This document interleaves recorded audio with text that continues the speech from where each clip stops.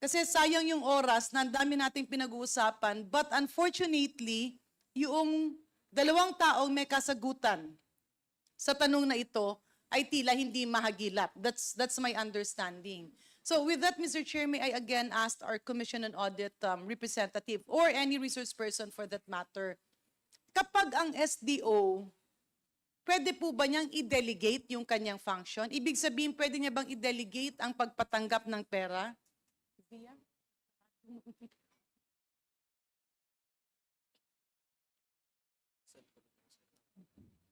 Mr. Chair, as far as I know po, pagka designated po, hindi na po pwedeng i-delegate, especially since sa case po ng Intel and confidential funds, meron po silang pinipirmahang certification na